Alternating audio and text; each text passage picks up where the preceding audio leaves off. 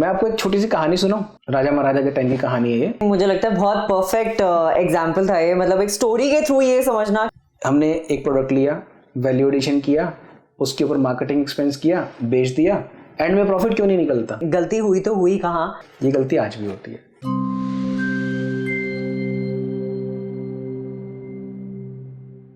हाय, मैं हूँ दीक्षा। हाय, मैं हूँ अमित। एंड वेलकम टू वेलनीजी टॉक्स। जब भी हम कोई वीडियोस देखते हैं ना ऑनलाइन की, यार कैसे हम कोई बिजनेस स्टार्ट करें, वो इतनी ज्यादा टेक्निकलिटीज में समझाते हैं, इतनी टेक्निकल टर्म्स होती है कि उसको देखकर लगता है कि बस भाई हमसे शायद नहीं हो पाएगा, हम अपनी जॉब ही कर लेते हैं। मैं आपको एक छोटी सी कहानी सुनाऊं, राजा महाराजा के टाइम की कहानी है ये। एक ऐसा राज्य है जिसका राजकुमार जब बड़ा होता है उसको लगता है कि मेरे राजकोष के अंदर इतना धन है, मैं इसको और बढ़ा के और अच्छा करता हूँ, मैं तो कुछ भी कर सकता हूँ, मेरे पास इतना कुछ तो है। तो वो अपने 4-5 सलाहकारों को अपने साथ लेता है, कहता है कि चलो हम नगीने लेके आते हैं, आसपास के गाँव में शहरों में घूम के कुछ नग इकट्ठे करते हैं और उसको यहाँ पे तराशेंगे और उसको और महंगा करके बेचेंगे। ओके। तो हमारा राजकोष जो है वो और बड़ा हो जाएगा। राजा को लगता है चल बेटा बड़ा हो गया, कुछ करना चाहता है, दे दो इसको। वो उसको थोड़ा सा धनराशि देता है कि जा कर ले। करीब 2000 स्वर्ण मुद्राएं उसको दे देता है।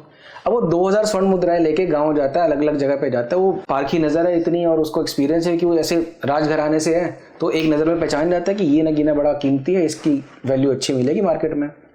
तो ऐसे चुन चुन के 10 नग ले आता है मार्केट से, अलग अलग गाँव से जाके। तो उसकी बाइंग कैपेसिटी अच्छी थी, वो उसने बहुत बढ़िया से किया और उसको एक्सपीरियंस था इस चीज़ का। ले आया, लाके उसने कहा अब पूरे गांव में ना एक मेला लगवाओ बढ़िया सा, हम इस मेले के अंदर ना इसकी प्रदर्शनी लगाएंगे। ओके। तो मेला लगा, प्रदर्शनी लगाई, जो आके देखे उसकी आंखें खुली, यार ये क्या चीज़ उठा लाया हमारा राजकुमार, अलग ही लेवल की चीज़ है। बहुत प्रशंसा मिली राजकुमार को। तो उसने कहा अब एक काम करते हैं, अब इसको बेचने का काम करते हैं। तो उसने आसपास के राज्यों से लोगों को बुलाया कि अब और बड़े लेवल पे इसको करते हैं। कोई एक्सपेरिमेंट उसने करके देख लिया। बेसिकली इसको आज की भाषा में बोले तो पायलट प्रोजेक्ट किया। ओके। उसको लगा कि सक्सेसफुल हो गया, अब हम बुलाते हैं, इसकी ऑक्शन कराते हैं, कितने में बिकता है। वो तराश के अच्छे से उसने सजा के रखवा दी नगीने। आसपास से लोग आए, सबने देखा, बहुत अच्छा तारीफ करी, खरीद के कोई गया नहीं। दिमाग घूमा कि हुआ तो हुआ क्या, कि सबने तारीफ करी, वो खरीद क्यों नहीं रहा इसको। अब जो सलाहकार थे उन्होंने बोला कि सर आपने गलती करी, राजकुमार आपने गलती कर दी। आपने जिन लोगों को बुलाया उन लोगों की परचेजिंग कैपेसिटी नहीं थी। ओके। यानी कि राइट ऑडियंस नहीं थी, वो टारगेट ऑडियंस गलत हो गई। तो आज के बिजनेस में भी यही होता है, अगर आपकी टारगेट ऑडियंस गलत है तो आपका प्रोडक्ट बिकेगा नहीं। आप कितना ही अच्छा प्रोडक्ट ले आओ, आपकी बाइंग कैपेसिटी कितनी भी हो, आपका कैलिबर भी अच्छा है, आइडेंटिफिकेशन भी अच्छा है, लेकिन आपने गलत लोगों के आगे रख दिया अपना प्रोडक्ट, तो बिकेगा ही नहीं वो। राइट। तो नीश ऑडियंस जो उसको चाहिए थी इतने महंगे नग खरीदने के लिए, उनको तो उसने टारगेट ही नहीं किया ना। उसने तो पूरी सभा बुला ली, और जहाँ इतनी भीड़ आ रही होती वहां पे वो जो अलग से नीश कैटेगरी के लोग होते हैं ना, वो आते ही नहीं है। आज भी यही होता है।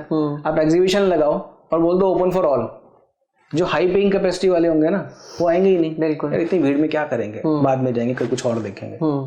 तो आपका प्रोडक्ट तो वहां तक नहीं पहुंचा ना। बिल्कुल। ये गलती आज भी होती है।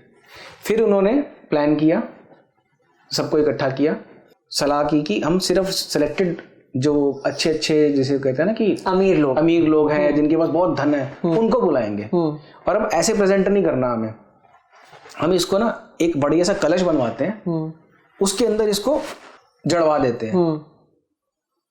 जड़वा दिया जी कलश के अंदर, लेके गए, प्रेजेंट किया।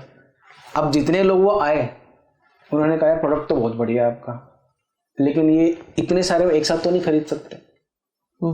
फिर रॉन्ग डिसीजन कि उसने इन्वेस्टमेंट और कर दी उस प्रोडक्ट की ब्यूटिफिकेशन के लिए, उसकी रिक्वायरमेंट नहीं थी उतनी, उसको और वैल्यू एडिशन कर दिया।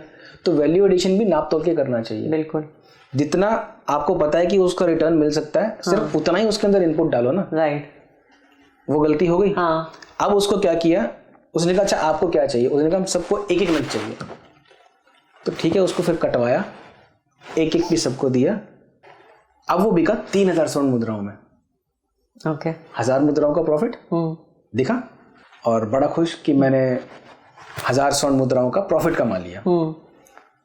राजा के पास लेके गया तो राजा ने बोला अब एक काम करो, ये 3000 मुद्राएं आप राजकोष में जमा करा दो। उसने जब अपना संदूक खोला, देखा उसके अंदर सिर्फ 1200 स्वर्ण मुद्राएं बची हुई थी। तो बाकी सब कहाँ गई? परेशान। उसको लगा कि जो उसके आसपास के सलाहकार लोग हैं उन्होंने कुछ चीटिंग करी है या उन्होंने कुछ गड़बड़ कर दी है, उन्होंने चोरी कर ली। उसने उनको राजा से निकाला दे दिया। अब राजा भी परेशान कि इसको लॉस हो गया, राजकुमार भी परेशान, इसको लॉस हो गया। जो उसके सलाहकार थे उन्होंने चोरी की नहीं थी, वो परेशान कि ये तो हमारे साथ गलत हुआ। माहौल बड़ा खराब जो बिजनेस में होता है। आज टेंशन्स क्रिएट होती है, माहौल बड़ा टेंस माहौल क्रिएट हो जाता है। उसके बाद एक राजगुरु आए उनके, उन्होंने पूछा कि स्टार्ट से एंड तक बता हुआ क्या। उसने पूरी कहानी बताई। कहा तूने सबसे पहले मेला लगाया गांव के अंदर, उसमें खर्चा किया था? किया था। उसके बाद तूने बड़ा मेला लगाया, उसमें खर्चा किया? किया था। तूने जब इनविटेशन भेजे सबको, उसके अंदर खर्चा किया? कलश बनवाया, उसके अंदर खर्चा किया? उसको कटवाया, उसके अंदर खर्चा किया? तो ये ओवरहेड एक्सपेंसेस कौन जोड़ेगा? हमने एक प्रोडक्ट लिया, वैल्यू एडिशन किया, उसके ऊपर मार्केटिंग एक्सपेंस किया, बेच दिया, एंड में प्रॉफिट क्यों नहीं निकलता? तो कह रहे हो खर्चे कौन जोड़ेगा? तो जो हजारों साल पहले चीजें होती थी ना, राइट, आज भी वो एप्लीकेबल है, वही प्रिंसिपल्स आज भी चलते हैं। आपको पता होना चाहिए कि पूरी कैलकुलेशन क्या है। समझदारी से अगर आप करोगे, आप कभी फेलियर नहीं होगा बिजनेस के अंदर। आई थिंक मुझे लगता है बहुत परफेक्ट एग्जाम्पल था ये, मतलब एक स्टोरी के थ्रू ये समझना कि आप कितना कुछ एक प्रोडक्ट के लिए करते हो और at the end of it जब आपको प्रॉफिट नहीं मिलता है तो आप रियलाइज नहीं करते हो कि अरे गलती हुई तो हुई कहाँ। तो आई थिंक ये अपने सराउंडिंग में जो आपके एक्चुअली वेल विशर्स होते हैं, हाँ, आप उन्हीं को किक आउट कर देते हो। बिल्कुल, आई थिंक बहुत बहुत ही परफेक्ट एग्जाम्पल है ये। अगर आप प्रोडक्ट बेस्ड बिजनेस स्टार्ट करना चाह रहे हो तो उसके लिए आपकी इन्वेस्टमेंट बहुत लगती है। आपको लगता है सिर्फ प्रोडक्ट ही इन्वेस्टमेंट है, ऐसा नहीं है। उस प्रोडक्ट की पोजीशनिंग, ब्रांडिंग, उसकी मार्केटिंग, उसका सारा सर्वे करना, उस सब पे पैसा लगता है जी। प्लस आपका टाइम लगता है। आपको वेट करनी पड़ती है कि वो कब बिकेगा, कब मार्केट से पैसा वापस आएगा और आपका साइकिल स्टार्ट होगा। हाँ। अगर कुछ इन्वेंट्री आपकी बच गई, वो प्रोडक्ट थोड़ा सा बच गया, फिजिकल प्रोडक्ट, तो वो आपका लॉस है अगर वो नहीं बिक रहा तो उसके लिए हो सकता है आपको प्रॉफिट में आने के लिए 4 महीने, 6 महीने, साल, 1.5 साल वेट करना पड़े। और लोगों में पेशेंस इतनी होती नहीं है, वो उतने में क्विट कर देते हैं। बिल्कुल, 3-4 महीने होते हैं, लगता है छोड़ यार नहीं हो रहा, बंद करते हैं इसको। ये गलती करते हैं लोग। तो अगर ये चीज समझदारी से की जाए तो इसमें कोई हार्म नहीं है। हर बंदा अपनी लाइफ में कहीं ना कहीं वो चीजें, वो टूल्स यूज कर रहा है। इवन अगर मैं बात करूं, एक छोटा बच्चा है जो पैदा होता है, नेचर सिखाती है हमें ये चीजें, ये सब कुछ। एक छोटा बच्चा है, अभी वो सिर्फ कुछ दिन का है, वो बिजनेस कैसे करता है आपको वो बताता हूँ।